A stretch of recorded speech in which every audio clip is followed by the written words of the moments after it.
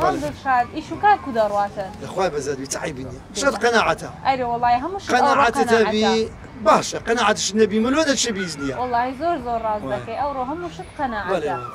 بس ضل لرمضان إيش باش كده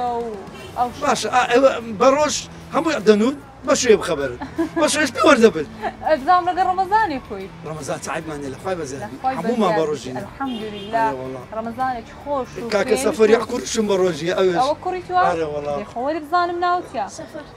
سفر إيش وكاركوا خوي بزيادة خوي بزياد بيتن تعبني أو جامل لبروبلم خالاتي ديما لغلطان بله فرسيارك تالي دكم أجر زاينتان ومن دياريك تام بيشكش دكم أصلا كارتان لبلا بتساوان أجر نشتان زاني دبي أقول ساعات خوشم لبلا بتساوان ساعة جماعتي عادي أي قلق ممنون ما مدش شاك فرسيارك ضلي فرسيارك اللي بكام فرسيارك شيء عصا لنيو قرآني فيروز دام تنزل وشي قرآن هاتوا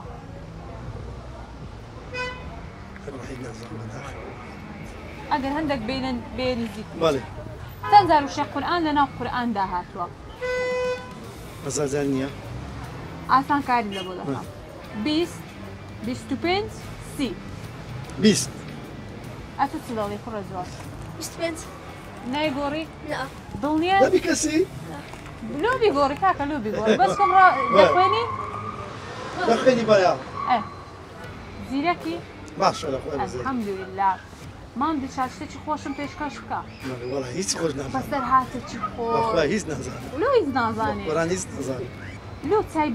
دكانان ويان تاي خانه وأنا لإيماري خوشترا مشكل من دزاين لو خوشترا إيه تاي خانة اهتمامي بيددي إيه بس إيماري تاي كيدا دنيا ساقري دار ما يكسعد بماله مشغول دبي وآخر وقتك قايل دبي أو كمان سادة ستايا هلا أو ناخوشة يعني أول مثلا بالي أما يعني يساق الهينية شيميا ما باني هي كونية دبي دبي بزاني ليني دبي بزاني أو يقنوا دبيني عشان تنزورك كتير كريم من بستوديو ساعتها كريدك أي ما شاء الله كو خوش نابي أره والله ونيا بله والله كاك سفر والله ما كنا قوري دنياي فيروز بي والله بس زور راسا بيستفيد زار لقرآن دانا وشي قرآن هاتوا أزد بيدا مهاد يا فيروز بي بيخاون 50,000 تيم خوش بزايتان إذا شو بتساش بخونا أوزابو والله كان دلشات ساكي دخو موزدان أنا بتساوان ساي جماعتيش بتساوان بس لو منتك بعد زماعتنا لا أنا بعد جماعتيش بخون كاك بتساوان دست خوش بفاق دكم شتي قورم بتساوان ولا بظانم ولا شتي خوشم بيشكش بقى قرآن نازل شكلي زاد يا كبي والله كاكا محزم لتاي شيرين وبرنقا بتساوان يعني تيدا قلت لك تاي تاي قرص قرص نازان مثلا كتيا بتساوان شتي خوشم بيشكش قرآن نازل قراني خوش قول أنا شو بقول ناخشة دنگ ناخوشا نكتة خوش لو باسا ايوه قرآن نازل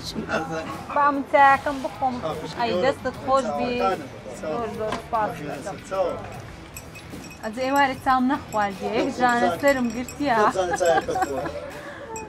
كاكا بالون قلت كم برام اوان تازه خواردی